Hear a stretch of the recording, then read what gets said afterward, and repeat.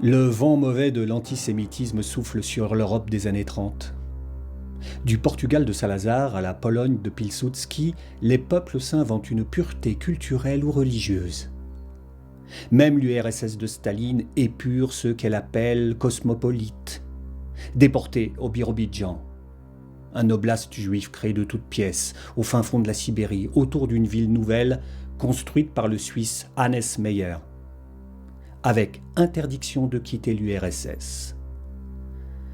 L'Allemagne nazie crée des camps de travail dès 1933, en attendant les camps d'extermination. Les droits restreints limitent l'emploi et ruinent les familles. Les enfants sont chassés des piscines publiques. Les synagogues brûlent. Et la nuit de cristal n'est qu'un pogrom géant.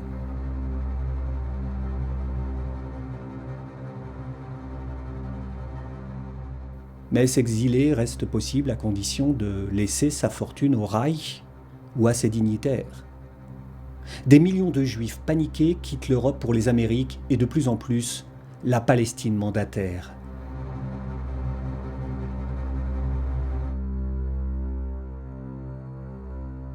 Les 600 000 Arabes de Palestine s'affolent et les nazis soutiennent discrètement leur grande révolte contre les Britanniques. Nommé à rien d'honneur par Hitler et Abu Djihad, le père du djihad par les islamistes, le baron von Oppenheim critique l'émigration en Palestine au contraire de ses anciens adjoints. Polyglotte, vétéran d'Afghanistan, von Hentig apprécie le leader sioniste Chaim Weizmann qu'il rencontre à plusieurs reprises en tant que chargé de la Palestine aux affaires étrangères, où Franz Rademacher est chargé des questions juives.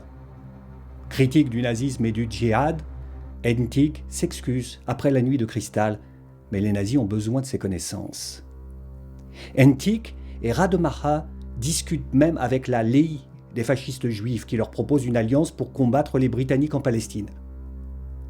Mais Goebbels préfère son alliance arabe et Hentig sera emprisonné après avoir permis le départ de milliers d'enfants juifs.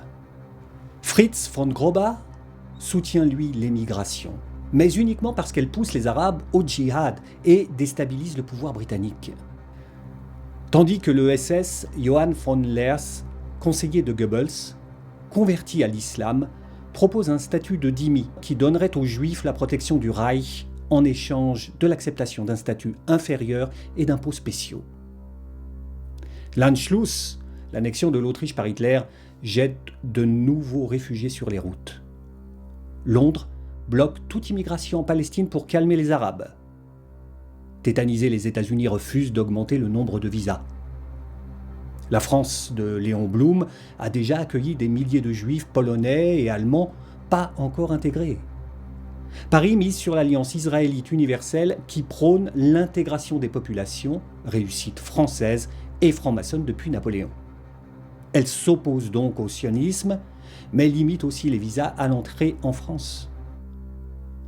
La Suisse obtient de l'Allemagne un tampon J pour Juden sur les passeports des citoyens allemands juifs pour pouvoir les reconnaître à la frontière. Berne bloque l'accès aux Autrichiens. Déjà, la barque est pleine. Das Boot ist voll.